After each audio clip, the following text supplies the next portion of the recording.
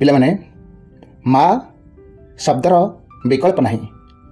ମା ହେଉଛି ପୃଥିବୀର ସର୍ବଶ୍ରେଷ୍ଠ ଅବଦାନ ଆମ ପାଇଁ।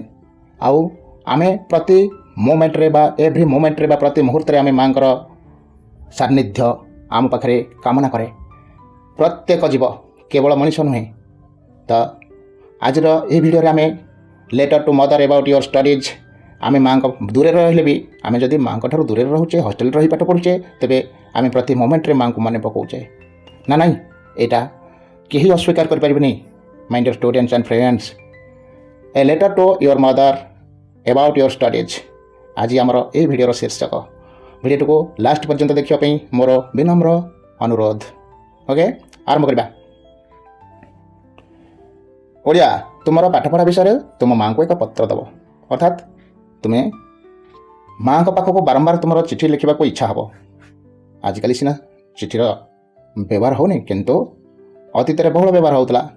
ମା ଆମର ବାରମ୍ବାର ମନେ ପଡ଼ନ୍ତି। ତାଙ୍କୁ ଗୋଟିଏ ଆମେ ଲେଟରଟିଏ ନ ଲେଖିଲେ ଆମ ମନ ଶାନ୍ତି ହୁଏନି। ଗୋଟେ ସପ୍ତାହ ପୂରଣ ହେଇଯିବା ପୂର୍ବରୁ ଫାଷ୍ଟରୁ କହିଥିଲି ନା, ଆଗ ସେଣ୍ଡର୍ସ ଆଡ୍ରେସ୍। ସେଣ୍ଡର୍ସ ଆଡ୍ରେସ୍, ସେଣ୍ଡର ଅର୍ଥ କିଏ ନା, ଯିଏ ଦେଉଛି ଚିଠିଟି। ସେଣ୍ଡ କରେ ଯିଏ, ସେ ହେଉଛି ସେଣ୍ଡର। ଆଉ ରିସିଭ୍ ଯିଏ କରେ, ସେ ହେଉଛି ରିସିଭର।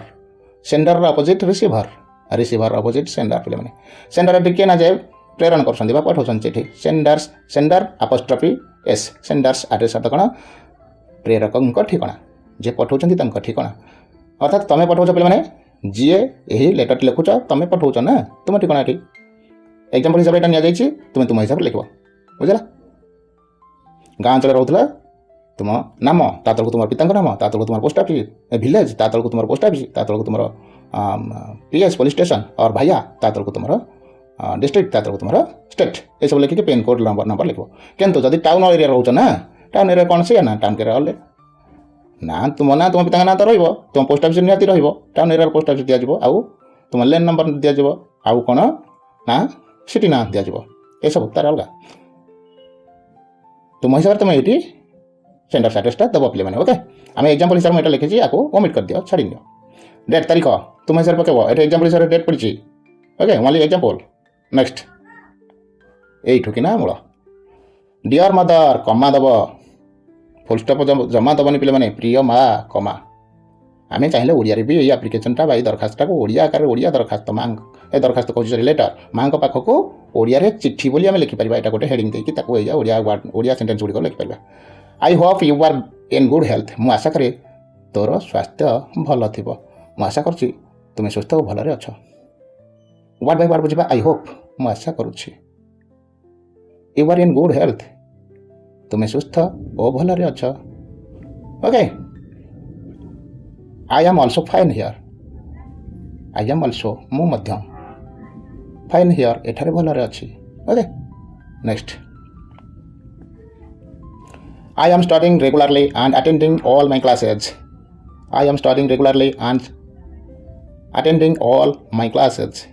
ମୁଁ ନିୟମିତ ପାଠପଢ଼ା କରୁଛି ଏବଂ ସମସ୍ତ ଶ୍ରେଣୀରେ ଉପସ୍ଥିତ ରହୁଛି। ପ୍ରତ୍ୟେକ କ୍ଲାସ୍, ଯେତେ ସବୁ କ୍ଲାସ୍ ହେଉଛି ସବୁଥିରେ ସେ ରେଗୁଲାରିଟି ମେଣ୍ଟେନ୍ କରୁଛି, କୌଣସି କ୍ଲାସ୍ ମିସ୍ କରୁନି, ଏ କଥା ସେ କହୁଛି। ଆଇ ଆମ୍ ଷ୍ଟଡିଂ ରେଗୁଲାରଲି, ଆଉ କ'ଣ ମୁଁ ରେଗୁଲାର ପଢ଼ୁଛି ବି, ଅଧ୍ୟୟନ କରୁଛି।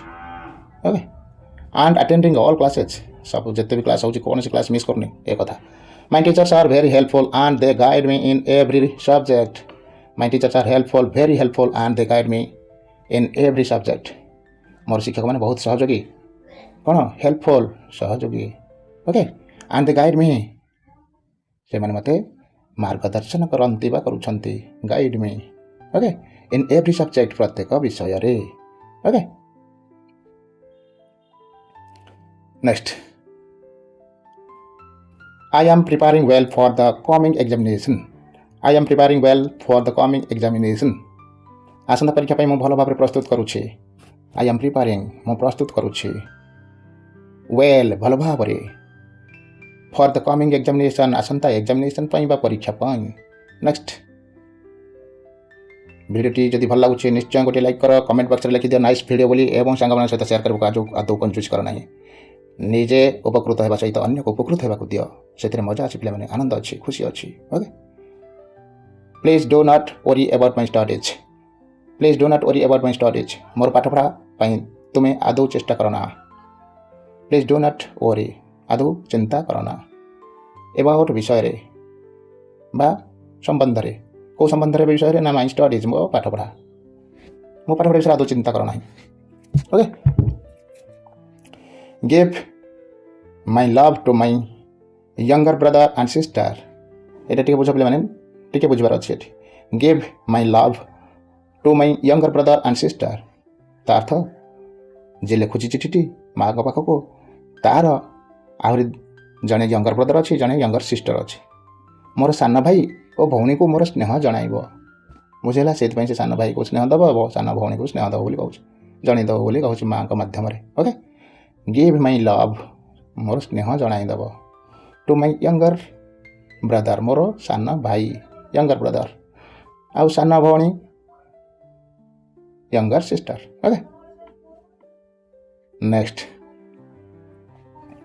With love and respect full stop एठी दब कमा दबनी पिले माने भूल कर दउछन अनेक पिला भूल करछन कमा दे दउछन जहाँ द्वारा कि नंबर कटि जाउची जदि एग्जाम रे पड़ुची आमे जो एप्लिकेशन लेटर गुडे लिखुचे ना पिले माने वीडियो देखुछ जो वीडियो एथरे जो लेटर बा एप्लिकेशन सिखा होची एथरे कोन 2 in 1 आमे ओडिया लिख परबा इंग्लिश लिख परबा ना हम बारंबार कहूची आउ कमा फुल स्टॉप ए सब रे कोठी भूल रखिबा नहीं नंबर कटिबो नहीं जमिति आ उभय कौन हो पार आम स्कूल रे दिहले टीचर को पाखे यहाँ लिखिक नहीं देखी पारे आउ कौन ना एग्जाम रे पढ़ले भी आम तार लिखिपारे जहाँकि भल नंबर रखला भाई ओके नेक्स्ट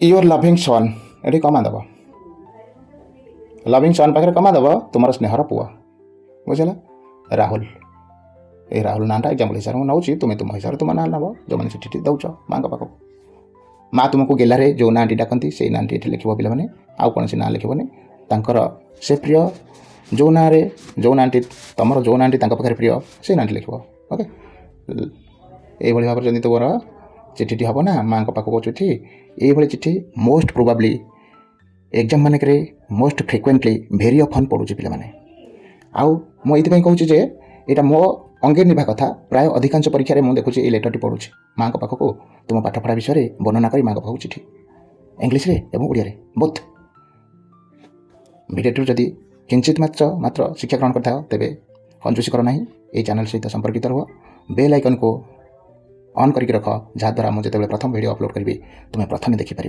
ओके इच्छा ना भी विदाय नौची जय जगन्नाथ वंदे मातरम।